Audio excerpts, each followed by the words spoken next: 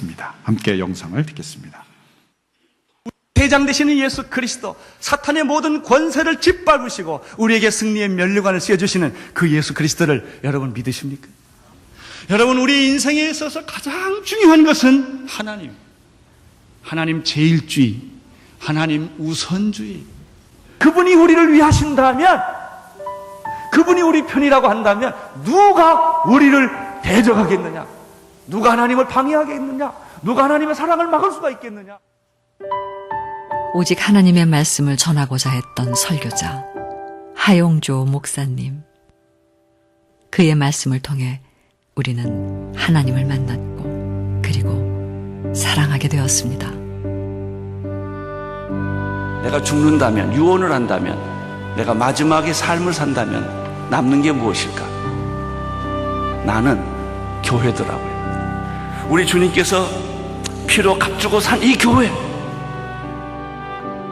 진짜 이 지상에 존재하는 유일한 교회의 모델은 하나밖에 없어요.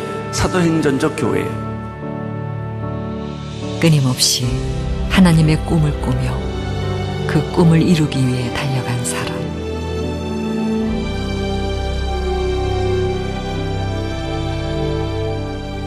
그리스도 이름으로 모이는 사람들이 바로 교회인 것입니다. 주는 그리스도시요 살아계신 하나님의 아들이라고 믿는 사람들의 공동체가 교회입니다. 결국 우리는 모델이 아니에요. 예수님이 모델이고 사도행전이 모델이기 때문에 모든 교회는 사도행전을 닮아가야 된다. 여러분이 바로 사도행전의 DNA가 되십시오.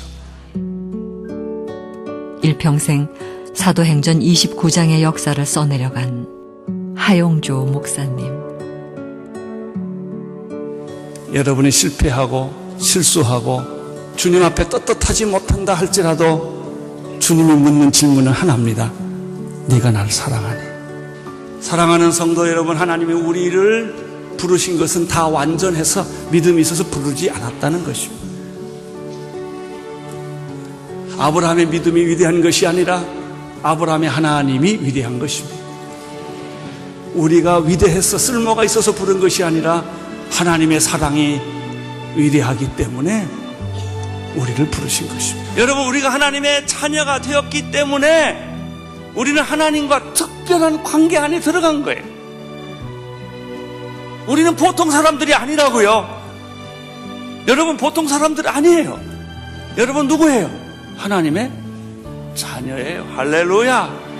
우리는 이 특권을 가지고 있는 거예요. 우리는 이 특별한 관계를 가지고 있는 거예요. 하용조 목사가 전한 하나님의 꿈은 남겨진 이들의 가슴에서 다시 그 싹을 틔우고 있습니다.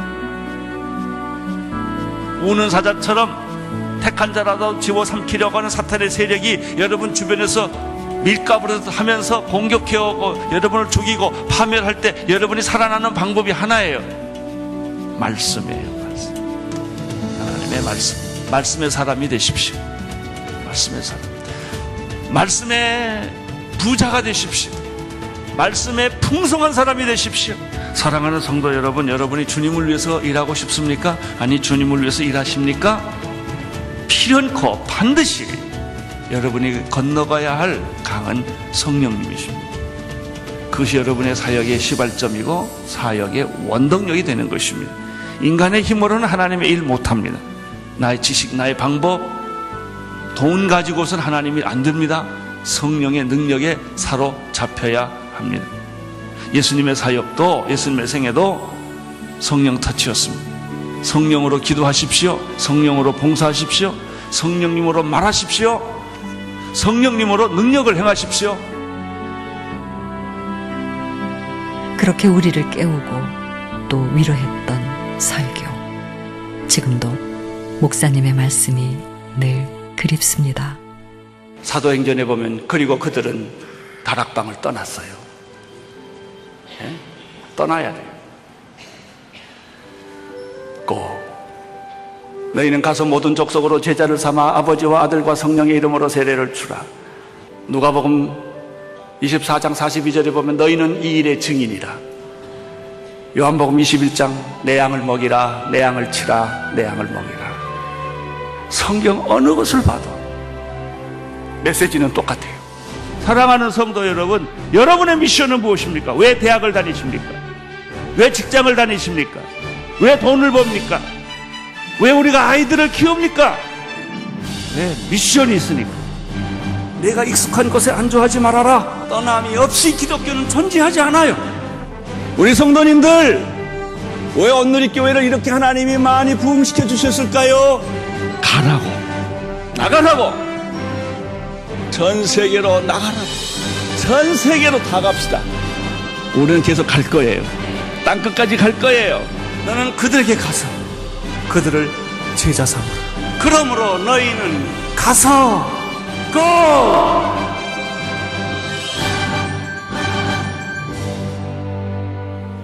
킹덤 처치, 교파의 교회가 아니라, 제도의 교회가 아니라 하나님의 나라를 이루는 바로 그런 주님의 교회.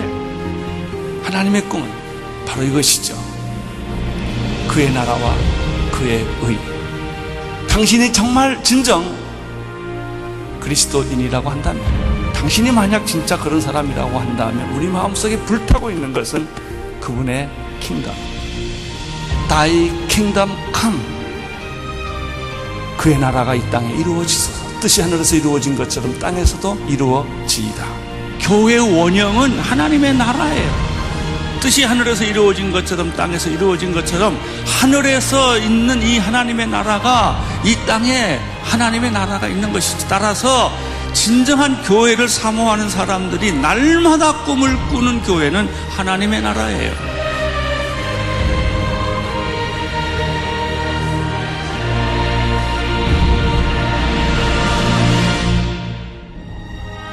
사도행전 29장을 함께 써가자시던 목사님의 당부를 우리는 기억합니다.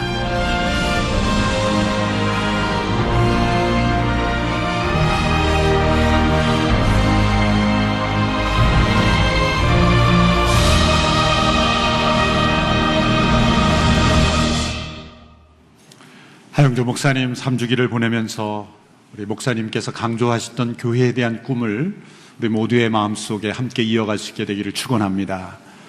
하영조 목사님의 교회는 단순하지만 분명하고 정확했습니다. 모든 교회는 사도행전적 교회여야 한다. 그리고 사도행전적 교회는 하나님 나라를 드러내고 증거하고 이루어가는 교회라는 것입니다. 사도행전은 하나님 나라로 시작해서 하나님 나라로 끝납니다. 사도행전 1장 3절에 보면 이런 말씀이 기록되어 있습니다. 예수님께서 고난당하신 후에 자신이 살아계심을 여러 가지 확실한 증거로 사도들에게 직접 보여주셨고 40일 동안 그들에게 나타나 하나님 나라에 대한 일을 말씀하셨습니다. 사도행전 제일 마지막 구절을 보십시오. 사도행전 28장 31절의 말씀입니다. 우리 같이 한번 읽어볼까요? 시작.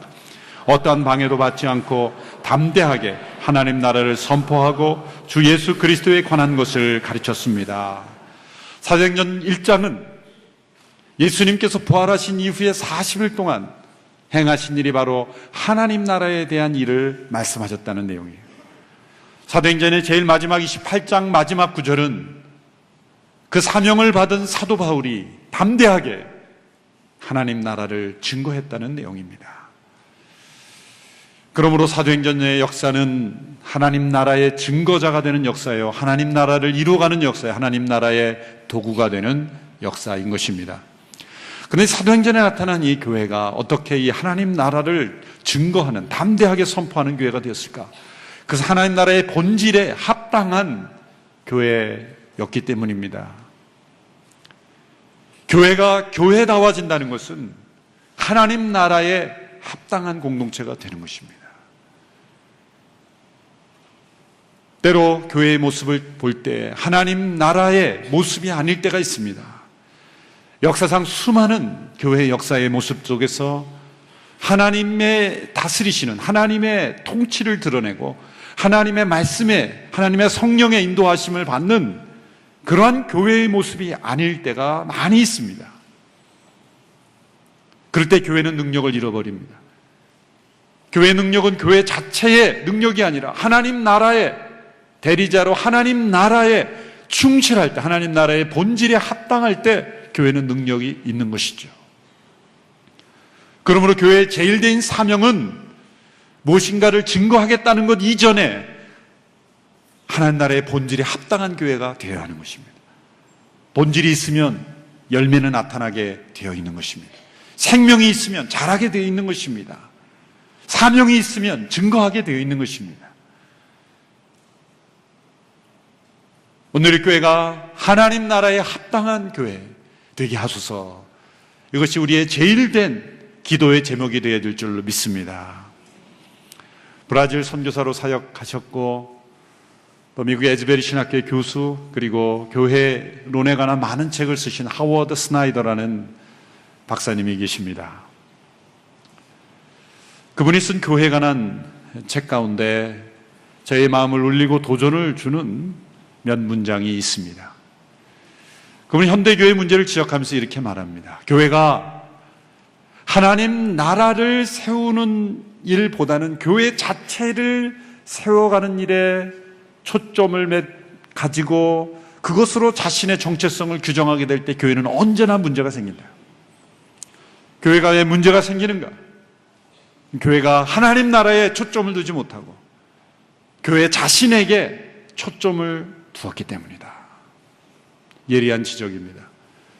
그래서 그분의 교회를 자유케 하는 일, 그래서 우리나라에는 참으로 해방된 교회, Liberating Church라는 그런 제목으로 참으로 해방된 교회라는 제목으로 번역된 그 책에 보면 이런 문장이 있습니다.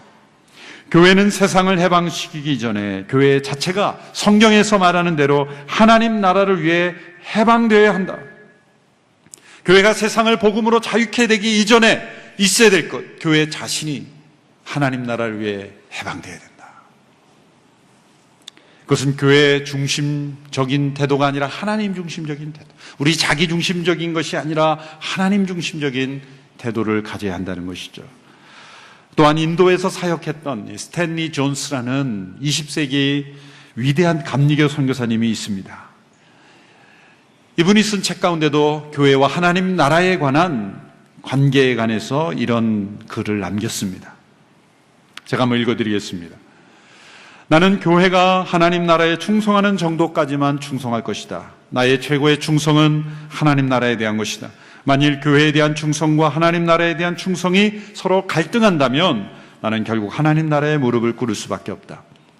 교회로 하여금 하나님 나라를 대신하도록 만드는 교회에 대한 잘못된 충성은 무엇이든지 교회에 해로운 것이다.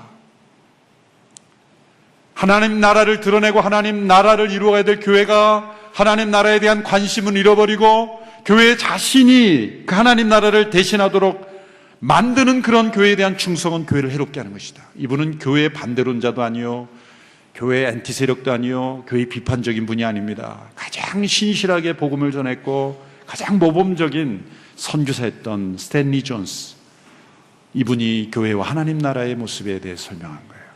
왜 이런 말을, 이런 글을 써놓으셨을까? 그것은 때로 교회가 흘러가면서 충성스럽게 우리가 교회 생활, 교회 봉사, 교회 헌신하는데 때로는 교회에 대한 충성이 하나님 나라에 대한 충성과 다를 수가 있었다는 거예요. 그럴 때 나는 주저없이 교회에 대한 충성을 버리고 하나님 나라에 충성하겠다. 교회가 하나님 나라를 대신한다면 그것은 교회에 해로운 것이다. 여러분, 이 뼈저린 스탠리 존스 선교사님의 지적을 우리는 항상 명심하고 기억해야 될 줄로 믿습니다. 우리가 행하는 교회의 모든 봉사, 교회의 사역, 교회의 초점, 모든 관심, 하나님 나라를 드러내고 하나님 나라를 이루는 것이 아니라면 그것은 우리가 충성할수록 교회에 해로운 것이다. 이 말씀을 우리가 기억해야 될 줄로 믿습니다. 예수님 당시에 이른바 교회에 대한 충성으로 하나님 나라에 대해 충성하지 않았던 사람들이 바리새인이었습니다. 당시에 유대인들은 그들이 믿는 그러한 교회 공동체, 그들이 하나님의 백성들이라고 믿는 그 공동체에 충성한 나머지 안타깝게도 하나님 나라를 바라보지 못했어요. 그것이 예수님 당시 유대인들이요 바리새인들이었습니다. 오늘 본문에서 바리새인들이 하나님 나라에 대해서 예수님께 질문하고 있습니다. 이 질문에 대한 대답은 교회가 어떻게 하나님 나라에 충성해야 될지를 가르쳐 주시는 말씀입니다. 우리 아까 2번 읽었지만 다시 3번째 한 번 더 우리 같이 읽겠습니다. 같이 20절, 21절 함께 읽습니다. 시작. 바리새파 사람들이 하나님 나라가 언제 올지 물어보자 예수께서 대답하셨습니다. 하나님 나라는 눈으로 볼 수 있는 모습으로 오지 않는다. 보라 여기 있다, 보라 저기에 있다 하고 말할 수도 없다. 하나님 나라는 너희 안에 있기 때문이다. 하나님 나라가 언제 올지는 당시 유대인들의 초미의 관심사였습니다. 왜냐하면 구약 성경을 읽어보기만 해도 장차 올 하나님의 나라에서 예언하고 있기 때문인 것을 알 수 있기 때문입니다. 장차 올 메시아를 통해 이룰 하나님의 나라에 대한 열망이 예수님 당시 유대인들의 마음속에 가득 차 있었습니다. 그것은 지식층에 있는 사람들, 바리새인들만의 문제가 아니요 저 갈릴리의 어부들의 마음속에도 하나님 나라에 대한 열망이 가득 차 있었습니다. 그런데 그들이 꿈꾸는 하나님의 나라는 어떤 나라였습니까? 눈으로 볼 수 있는 나라였습니다. 눈으로 볼 수 있는 나라는 어떤 겁니까? 가시적인 정치 질서를 변화시키는 나라, 로마 제국의 그런 압제로부터 벗어나게 할 수 있는 나라, 장차 올 메시아가 온 세계의 왕이 되고 예루살렘이 온 세상의 수도가 되는 그런 나라, 그런 나라를 그들은 꿈꾸었던 것이죠. 그래서 심지어 제자들조차도 사도행전 1장에 보면 예수님께 이런 질문하죠. 이스라엘 나라를 회복할 시민이 어느 때입니까? 이때만이 아니라 제자들조차도 예수님께 끊임없이 그때가 언제 옵니까? 그때가 언제 옵니까? 라고 하나님 나라가 언제 올지를 궁금했던 겁니다. 왜 그들이 언제 하나님의 나라가 올 것인가를 질문했습니까? 그 문제를 예수님이 지적하고 있는 것입니다. 예수님이 동문서답처럼 보이는 대답을 한 것처럼 보입니다. 이 바리새인들은 언제 하나님 나라가 올 것입니까? 질문했는데 예수님이 이렇게 대답했죠. 하나님의 나라는 눈으로 볼 수 있는 것으로 오는 것이 아니라 여기 있다 저기 있다 하나 하나님 나라는 너희 안에 있느니라. 너희 안에 있다 이렇게 말씀하셨죠. 보면 언제라는 질문에는 대답하지 않은 것처럼 보여요. 그런데 예수님의 대답은 언제나 그들이 질문한 것 이상의 답변, 정확하게 대답하실 뿐만 아니라 그들이 알지 못하고 질문한 것에 대해서도 대답해 주시는 예수님이시죠. 이 질문은, 그리고 이 대답은 예수님이 동문서답이 아닙니다. 가장 정확하게 대답해 주신 거예요. 자, 왜 이 바리새인들이 언제 하나님의 나라가 오겠습니까? 라고 질문했을까요? 그들은 하나님의 나라를 지금 보지 못하고 있는 거예요. 예수 그리스도를 통해 이미 하나님의 나라를 보지 못하고 있는 겁니다. 여러분, 우리가 누군가를 만날 때 만나지 못하는 이유가 3가지 있을 수 있죠. 첫 번째는 잘못된 시간에 나갔을 때 못 만납니다. 내일 만나기로 했는데 오늘 나갔다. 그럼 못 만나죠. 두 번째는 시간은 맞는데 장소를 다른 곳에 갈 때 만날 수가 없죠. 분명 11시에 만나기로 했는데 다른 장소에 가 있어요. 만날 수 없어요. 그런데 정확한 시간 장소에 나갔어도 못 만나는 경우가 있어요. 다른 기대를 가지고 나간 거예요. 잘못된 기대를 가지고. 내가 만나기로 한 사람은 이런 사람인 줄 알았어요. 그런 사람만 그리고 있으면 같은 장소에 있어도 만날 수가 없는 거죠. 바로 바리새인들의 모습이 그랬습니다. 그들은 눈으로 볼 수 있는 하나님의 나라를 그리고 있었어요. 그래서 예수님을 통해 오신 하나님의 나라를 볼 수 없었던 거예요. 눈으로 볼 수 있는 모습으로 오는 것이 아니다라는 것은 무엇을 의미합니까? 그리고 너희 안에 있다라고 하는 것은 무슨 말씀입니까? 이 질문에 대답한 첫 번째 의미가 있는 것입니다. 그들은 언제 하나님의 나라가 임하느냐고 질문했죠. 예수님이 이렇게 대답하신 겁니다. 하나님의 나라는 이미 너희 안에 임했다. 하나님의 나라는 이미 와 있다라는 거죠. 언제 왔습니까? 예수 그리스도가 이 세상에 오심으로. 예수님이 이 세상에 오신 사건은 하나님의 나라가 오신 사건이에요. 예수님이 공생을 시작하시면서 제일 먼저 하신 말씀이 뭡니까? 때가 찼고 하나님의 나라가 가까이 왔으니 회개하고 복음을 믿으라. 하나님 나라가 가까이 왔다는 것은 너희 앞에 놓여 있다. 그리고 하나님 나라가 역사 속에 뚫고 들어왔다. 이 세상 속에 하나님을 거부한 이 세상 사람들, 이 세력 속에 하나님의 나라가 뚫고 들어왔다는 거예요. C.S. 루이스라는 분은 순전한 기독교라는 책의 두 번째 챕터에 보면 하나님의 침공이라는 그런 제목의 글이 있습니다. 예수 그리스도 이렇게 묘사합니다. 반란 지역을 다시 점령하기 위해서 침공해 온 사령관이다. 예수님을 그렇게 묘사합니다. 이 세상은 하나님의 반란 지역입니다. 에덴 동산 밖으로 쫓겨난 모든 인간들은 다 하나님께 대하여 반감을 가지고 하나님을 알기 원치 않는 마음으로 하나님께 불순종하는 아들로 태어나는 거예요. 다 반란 지역, 하나님 나라의 반란 지역에 우리 모두는 살고 있었던 것입니다. 예수 그리스도께서 세상에 오셨어요. 하나님을 인정하지 않는 이 세상에 오심으로 하나님의 나라가 시작이 된 겁니다. 하나님을 거부해도 모든 세상 사람도 하나님의 주권 아래 있어요. 그러나 하나님 나라라고는 말하지 않죠. 지옥도 하나님의 권세 가운데 있습니다. 그러나 하나님의 나라라고 말하지 않습니다. 왜? 하나님을 거부한 사람들이기 때문에.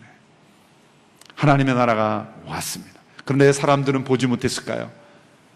하나님 나라에 대한 잘못된 기대를 가지고 있었기 때문이에요. 하나님의 나라는 조용히 세상에 왔습니다. 마치 씨앗이 땅에 뿌려지듯이 씨앗이 땅에 뿌려질 때 당장 아무런 일이 일어나지 않습니다. 누룩이 밀가루 반죽 속에 들어갈 때 당장 밀가루는 변화가 일어나지 않습니다. 그러나 서서히 씨앗이 땅에 심겨져 자라나듯이 누룩이 밀가루에 합쳐져서 점점 부풀어 오르듯이 하나님의 나라는 조용히 시작했지만 점점 그 영향력이 자라나게 되는 것입니다. 영영 볼 수 없다고 말씀하지 않으셨어요. 하나님의 나라는 눈으로 볼 수 있는 모습으로 오지 않는다. 하나님 나라의 시작 단계가 우리의 육신의 눈으로는 잘 구별되지 않을 수 있다는 거예요. 왜? 너희들이 기대하는 모습으로 오지 않기 때문이다. 그들은 정치적 혁명을 통하여 세상의 정치 질서를 바꿈을 통하여 세상의 어떤 정권이 바뀜을 통하여 하나님의 나라가 유토피아처럼 올 것이라고 기대했지만 하나님의 나라는 기존 질서 속에 기존 정치 구조 속에 로마 제국의 그런 압제 안에서 씨앗처럼 누룩처럼 조용히 시작이 된 거예요. 왜? 하나님의 나라는 이 세상의 정치 질서를 개조하는 정도의 수준의 차원이 아니기 때문이에요. 단지 한 민족이 다른 민족으로부터 벗어나는 정도의 그러한 민족주의적인 나라가 아니기 때문이에요. 하나님의 나라는 새 하늘과 새 땅이기 때문입니다. 하나님의 나라는 씨앗처럼 베들레헴의 구유 속에 조용히 오셨어요. 그분의 임재하심으로, 그분의 삶으로, 그분의 인격으로, 그분의 기적을 통해 하나님의 나라는 자라나고 있었습니다. 하나님의 나라는 너희 안에 있다. 이 말씀은 하나님의 나라는 이미 내가 세상에 오므로 하나님 나라는 시작이 되었다라는 거예요. 그런데 그 나라는 아직 완전히 임하지는 않은 것입니다. 사람들이 착각하는 이유가 그것이죠. 아직 완전히 오지 않은 하나님의 나라이기 때문에 이미 온 하나님의 나라를 보지 못하는 거예요. 우리 그리스도인들도 신앙생활 하다 보면 유대인들과 같은 세계관을 가질 때가 있어요. 죽은 이후에 하나님 나라에 가는 것이다. 아닙니다. 이미 우리는 살아있을 동안 예수 그리스도를 영접함으로 하나님 나라의 백성이 되고 영원한 주의 나라의 삶을 살기 시작한 것입니다. 그리고 역사 속에 예수 그리스도가 오심으로 하나님 나라는 이미 시작이 된 거예요. 영원한 하나님의 나라가 이미 시작된 거예요. 어떤 신학자는 그래서 이 사이를, 이미와 아직 사이를 2차 대전 시대에 연합군이 독일에 점령하고 있는 지역을 상륙했던 유명한 상륙작전, 노르망디 상륙작전이 있죠. 연합군이 승리하게 된 결정적인 상륙작전이죠. 그때 군사적인 용어로 D-Day라 그러죠. D-Day. 근데 완전히 승리한 것은 아닙니다. 완전히 승리한 날은 V-Day, 빅토리 데이예요. 그러나 이 D-Day가 시작됨으로 인해서, D-Day가 있음으로 인해서 완전한 승리가 시작이 된 거예요.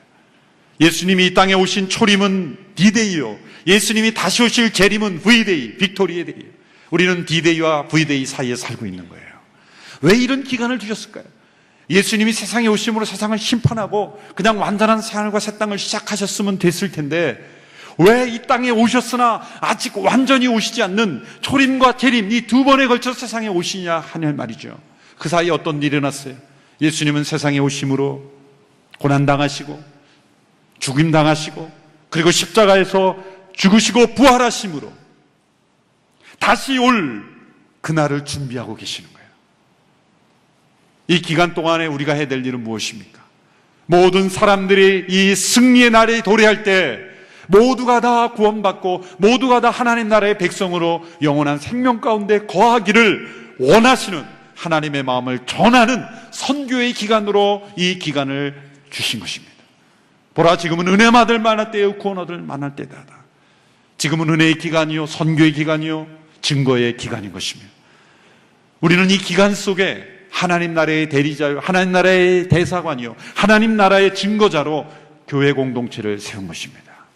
그러므로 이 기간 동안 하나님 나라를 증거하지 않고 하나님 나라를 드러내지 않는 교회는 교회답지 못한 거예요. 왜? 우리는 D-Day와 V-Day 사이에 살고 있기 때문이에요. 이미 임한 하나님의 나라, 그러나 아직 임하지 않는, 온전히 임하지 않은 이 하나님 나라 사이에 우리는 살고 있는 거예요. 그러므로 우리 모두는 다 이중 국적을 가지고 있는 겁니다. 하나님 나라 국적과 대한민국, 물론 그러면 삼중 국적도 가지고 있는 분이 있겠네요. 우리 모두는 다 하나님 나라의 백성인 거예요. 여러분, 저와 여러분이 어느 나라 민족, 어느 나라 백성이냐보다 더 중요한 정체성이 바로 나는 하나님 나라의 백성이라는 정체성이 가장 중요한 정체성이 되기를 축원합니다.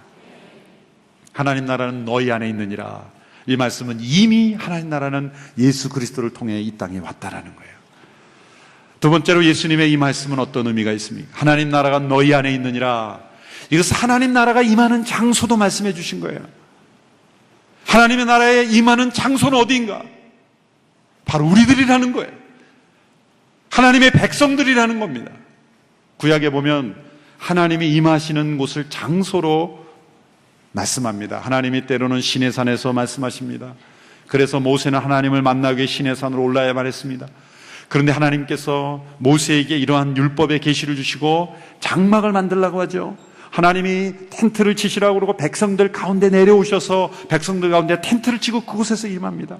백성들이 하나님을 만나기 위해서는 그 하나님을 만나는 장막 성막 앞으로 나가야 합니다. 시간이 흘러서 다윗과 솔로몬 시대에는 성전을 짓습니다. 그 성전에서 제사하며 하나님을 만났습니다. 그런데 이스라엘 멸망할 때 성전이 회파됐습니다. 이제 어디서 하나님을 만납니까?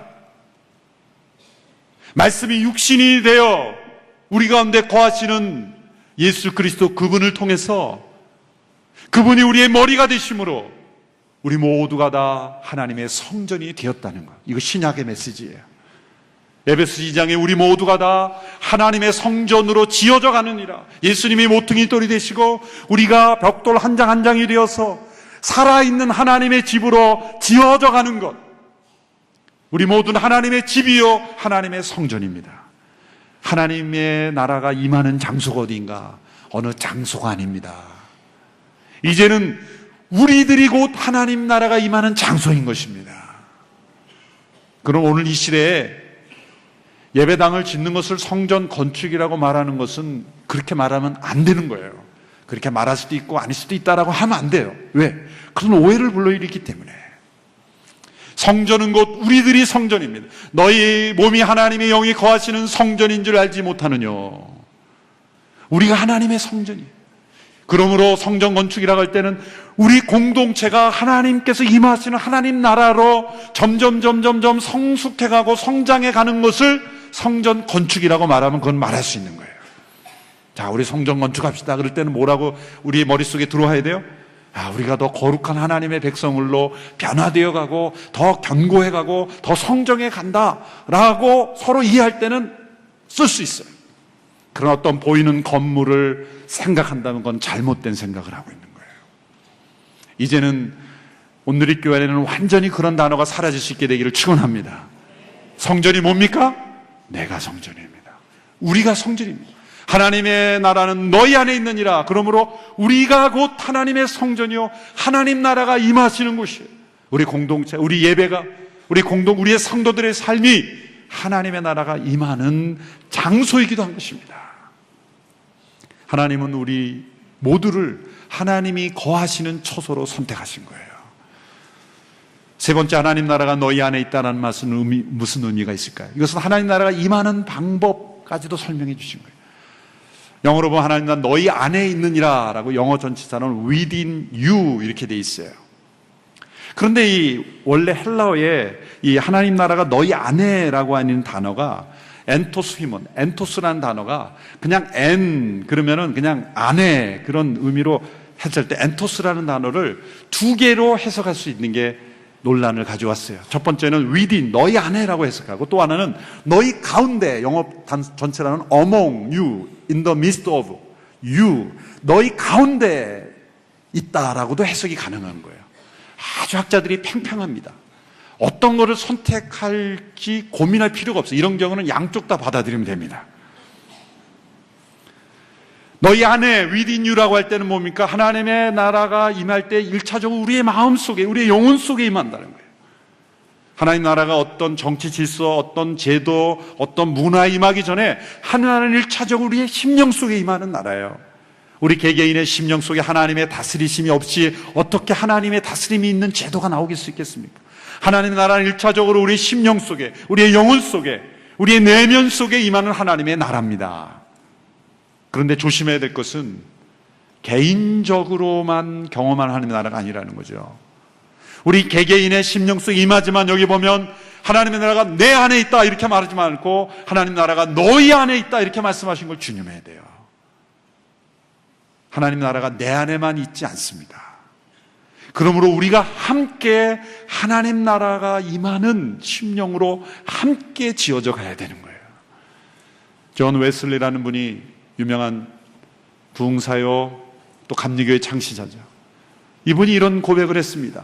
내 믿음이 파산할 뻔한 적이 있었다. 그때는 언제인가? 내가 홀로 거룩을 추구했을 때이다. 나 홀로 다른 사람과 고립되어 나 홀로 거룩을 추구할 때 내 믿음이 파산할 뻔했다는 거예요. 그리스도인이 참으로 거룩하고자 한다면 그것은 고립된 상황이 아니라 다른 사람들과 함께 거룩을 추구해야 된다. 함께 하나님의 나라의 백성으로 지어져 가야 된다는 거예요. 그분은 이것을 사회적 거룩이다, 소셜 홀리니스다 이렇게 불렀어요. 여러분, 우리가 함께 순으로 만나고 공동체로 만나고 누군가와 함께 1:1 양육을 통해 만나고 나만의 믿음이 아니라 내 안에 임한 하나님의 나라가 아니라 우리 안에 임한 하나님의 나라가 되어야 될 이유가 바로 거기에 있는 것입니다. 하나님, 예수님이 주기도문을 가르쳐줄 때 하늘에 계신 나의 아버지라고 가르쳐주지 않고 하늘에 계신 우리 아버지라고 가르쳐주신 이유가 바로 거기에 있는 것입니다. 하나님은 나의 아버지일 뿐만 아니라 다른 사람의 아버지이기도 하는 거예요. 또 우리 신앙생활 하다 보면 하나님이 나의 아버지만 되기를 간절히 원해요. 하나님, 저 사람의 아버지는 되시면 안 됩니다. 우리 거룩하신 하나님이 저 사람의 아버지가 되면 어떻게 되겠습니까? 자존심 상하는 거예요.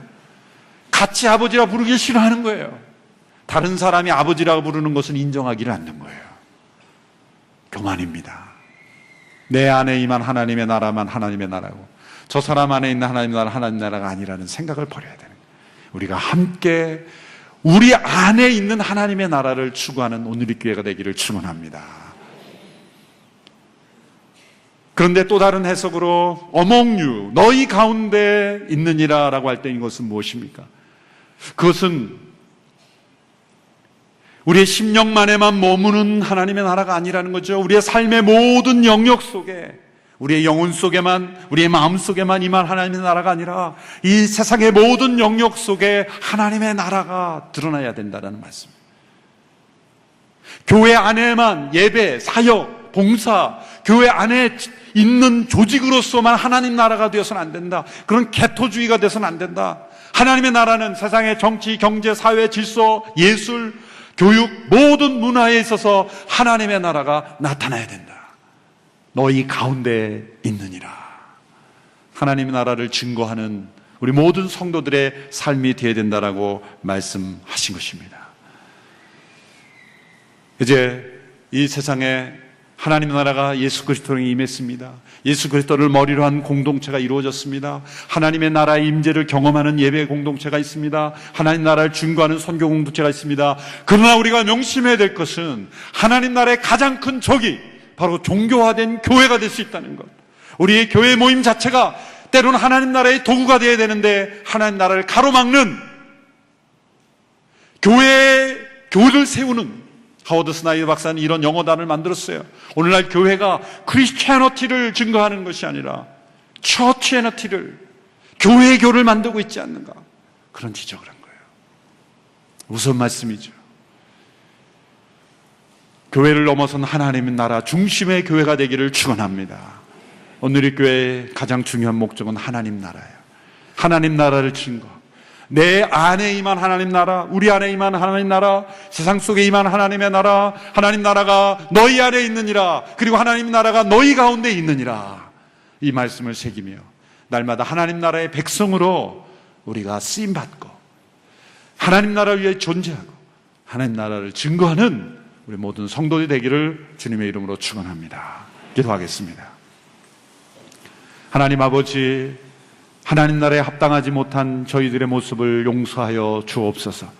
하나님의 다스리심이 오늘 교회 안에 가득하게 되기를 원하며 우리 모든 성도들의 삶과 일터와 이 세상 가운데 가득할 수 있도록 저희 모두를 사용하여 주옵소서. 예수님의 이름으로 기도하옵나이다. 아멘. 다 같이 일어나셔서 함께 봉헌 찬양 드리겠습니다.